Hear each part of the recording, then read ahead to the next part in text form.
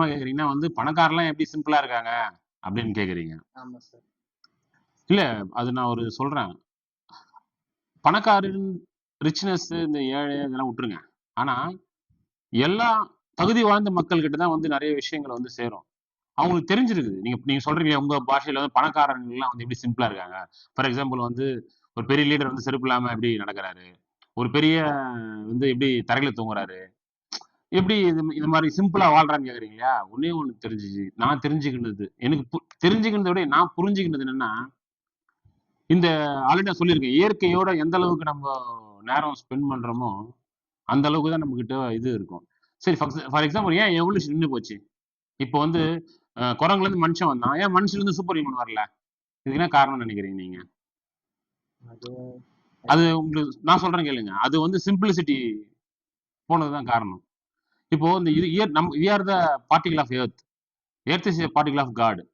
So வந்து ஏதோ ஒரு பிரபஞ்சத்தின் ஒரு பொருள் தான் நம்மளோ நம்ம ஏத்தோ அது மூலியமா வந்து நம்ம தான். அப்போ இங்க படைக்கப்பட்ட எல்லாமே ஒரு லிங்க் இருக்கும்ல. ஃபார் எக்ஸாம்பிள் ஒரு ஒரு செய்தி ஒண்ணு கேட்டீங்கல்ல, இந்த சிட்டுக்குருவிங்கெல்லாம் வந்து போடுற சவுண்ட் வந்து நம்ம மைண்ட்ல வந்து டோப்மைன் சுரக்குது, அதனால பிபி கம்மியாகுது.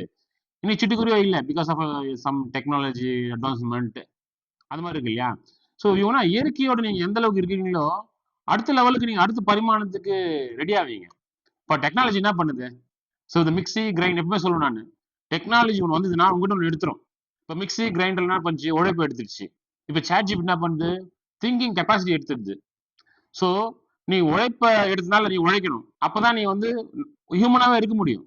இப்போ திங்கிங் கெப்பாசிட்டி எடுத்து திங்க் பண்ண ஆரம்பிக்கணும். டெக்னாலஜி வந்து என்னன்னா உங்களுக்கு கம்ஃபர்ட்னஸ் கொடுக்கும், ரெஸ்பான்சிபிலிட்டி கொடுக்கும்னு சொல்லியிருந்தேன். அது என்ன பண்ணா உன்னுடைய உங்ககிட்ட எடுத்துரும். ஸோ ஃபார் எக்ஸாம்பிள் டிரான்ஸ்போர்ட் நடந்து போற விஷயம், சைக்கிள் பைக் வந்து நடந்து போறோமா, அந்த மாதிரி ஏதோ ஒரு விஷயத்தை இயற்கையில எடுத்துரும். இயற்கைக்கும் உனக்கு ஒரு டச்சை அது எடுத்துரும்.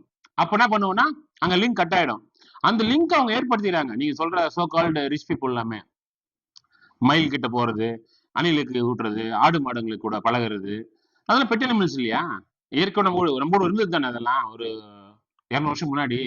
அவங்க அதுக்கு பேக் போறனா அவங்களுக்கு தெரிஞ்சிருக்கு. இயற்கையோட இருந்தா மட்டும்தான் நம்ம அடுத்த பரிமாணத்துக்கோ அடுத்த லெவல் ஆஃப் திங்கிங்கோ அடுத்த இதுக்கு ஆரோக்கியத்துக்கு போவோன்றது.